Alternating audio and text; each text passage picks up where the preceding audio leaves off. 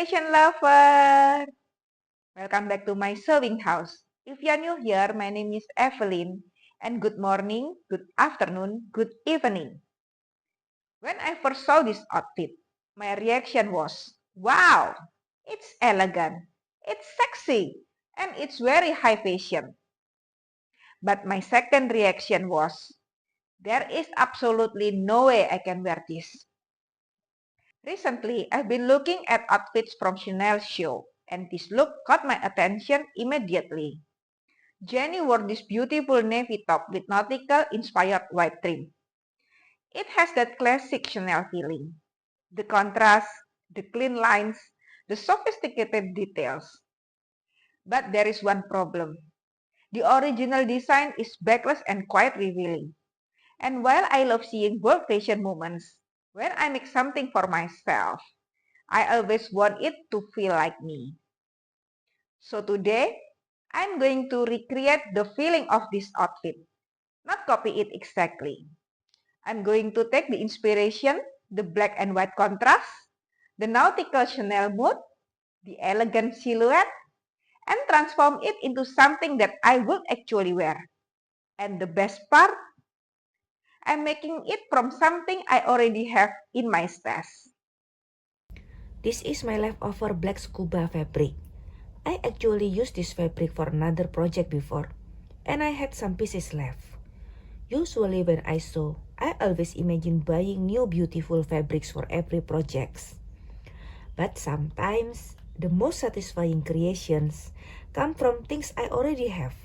There is something special about looking at leftover fabric and thinking, maybe this is not leftover. Maybe this is waiting for the right idea.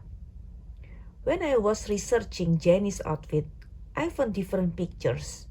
And honestly, I became a little confused. Some photos look more navy. Some look almost black. The lighting also changed the color a lot. At first, I was trying to decide which color was the correct one. But then I looked at my fabric stash and realized I already have this beautiful black scuba fabric. So instead of trying to perfectly recreate the original, I decided to create my own interpretation.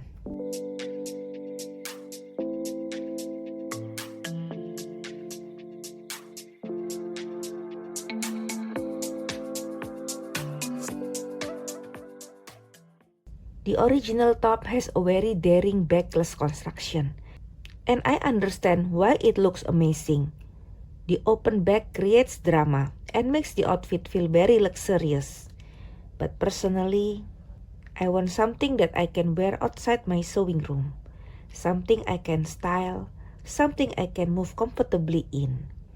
So, I'm modifying the design. I'm keeping the most recognizable element. The black base, the white trim, the deep V neckline, the fitted silhouette. But I'm going to make the bag more practical and more wearable because I believe fashion inspiration should not make me feel I have to become someone else. The best outfits are the ones that adapt to me. You can use my pattern directly if we have the same size. If your size is small, reduce 1 cm at the side of the body's front and back downward. And vice versa, if your size is L, add 1 cm at the side of the body's front and back downward. My size is M and my height is 160 cm. It's standard Asian size.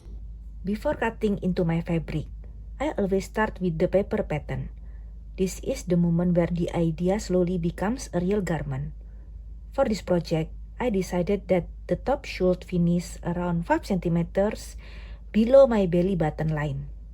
I wanted it to have that cropped silhouette, but still feel comfortable and wearable, not something that feels too exposed or difficult to style. When I was drawing the pattern, I was thinking about the balance. A crop top is not only about making something shorter. The proportion has to work with the rest of the outfit. The length needs to feel intentional. I also consider whether I could simply tuck this top underneath high-waisted trousers.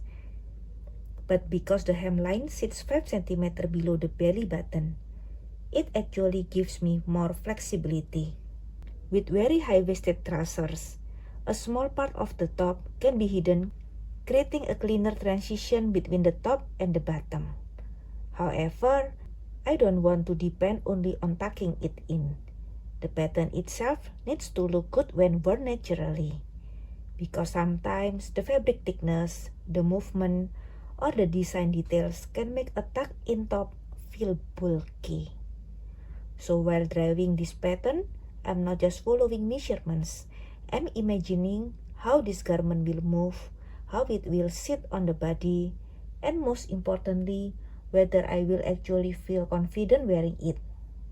Because scuba fabric has some structure and stretch, it's actually a very interesting fabric to work with. It holds shape beautifully, which is perfect for this kind of fitted top. But at the same time, it can be a little tricky. If the pattern is too tight, it can feel restrictive. If it's too loose, I lose that beautiful sculpted silhouette. So I'm paying attention to the balance between comfort and shape. It's time to transfer the shape onto my fabric. As the fabric is dark, I'm placing a piece of white carbon paper underneath the pattern. The contrast makes the markings visible while still keeping the fabric clean. I carefully position the paper pattern on top, making sure everything is aligned correctly. This step may look simple, but I always take my time here because even a small shift can affect the final shape of the garment. I start using my tracing wheel, slowly following every line of the pattern.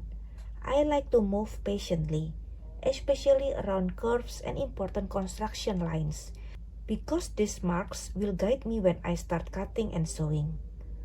Watching a flat piece of paper slowly transfer its design onto fabric is so satisfying. It's the moment where the idea starts leaving the sketch stage and becoming something I can actually create. Working with black fabric can be challenging because every mark is hidden.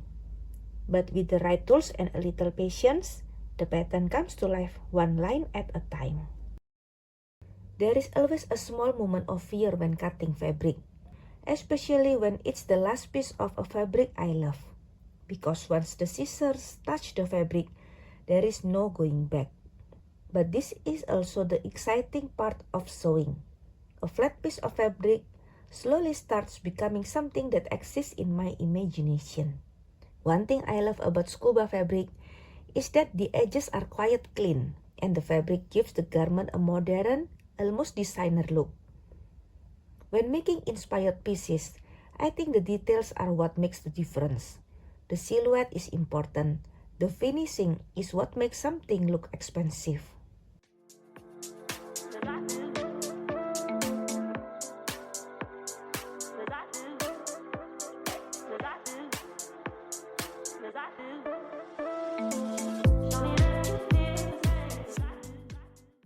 The white trim is what creates that Chanel-inspired feeling. Without the trim, it's just a black top. But with the contrast detail, suddenly the whole personality changes. I need to prepare my own bias tape for the trim.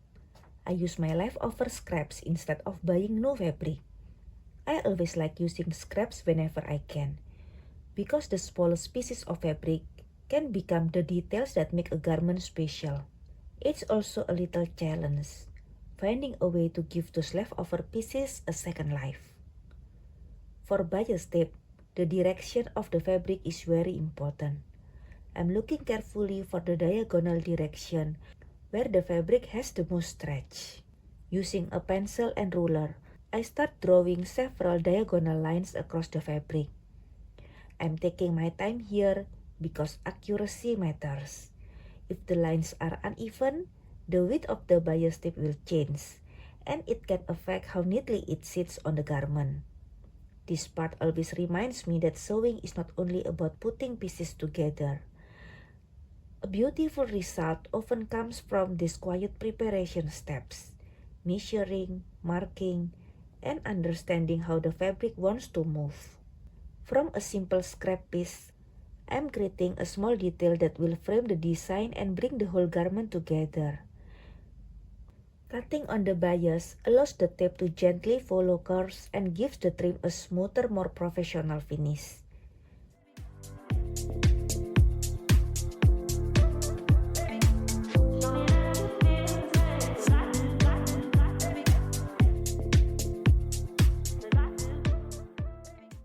I'm transforming these fabric strips into a beautiful bias tape. I start by feeding the strip of fabric into the bias tape maker.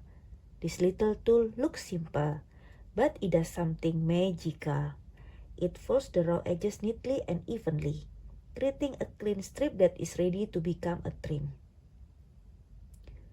As the fabric slowly comes out, I follow behind with my iron, pressing the folds in place while gently moving the bias tape maker backward. I don't rush this step because the heat makes the fabric remember its new shape. I'm watching a plain strip of fabric turn into something so polished. Little by little, the messy raw edges disappear and the bias tape starts to look like a finished design element. I love these small handmade details because they add a personal touch to the garment. Even though this trim started as leftover fabric, with a little patience and technique, it becomes something that can elevate the entire piece. I'm starting to assemble the pieces. I'm creating the front pieces first, because the neckline is the main feature of this design.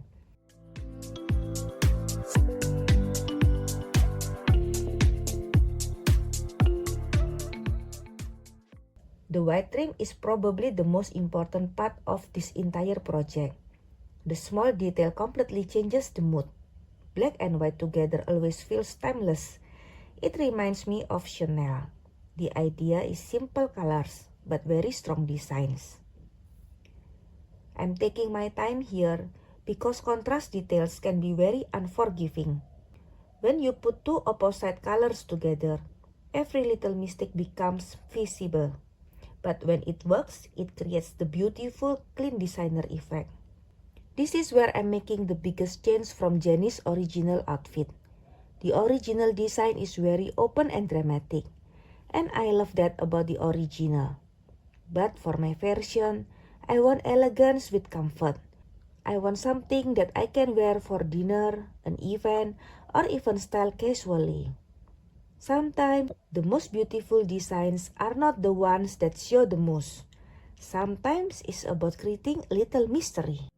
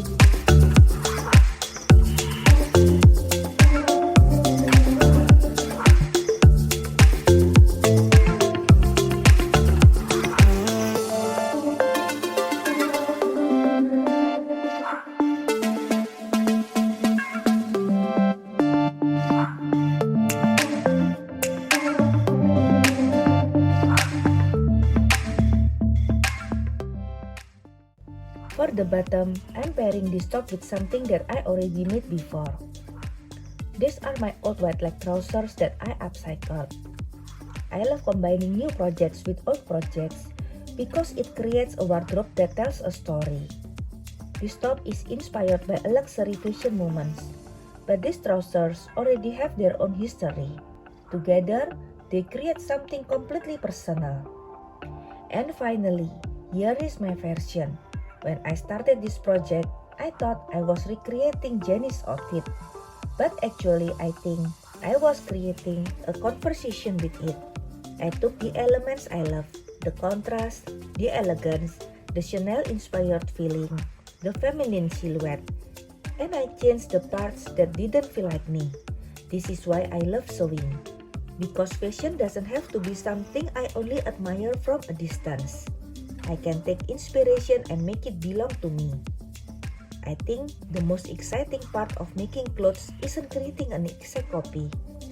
It's asking, how would I wear this? How can I make this fit my personality? How I can turn inspiration into something unique. So this is my wearable interpretation of Jenny's outfit. Little Chanel, a little Blackpink inspiration, a little bit of my own style, and made from fabric that was already waiting in my stash. If you enjoy watching fashion transformations, upcycling, and sewing designer-inspired pieces, don't forget to subscribe. And I'll see you in the next sewing adventure.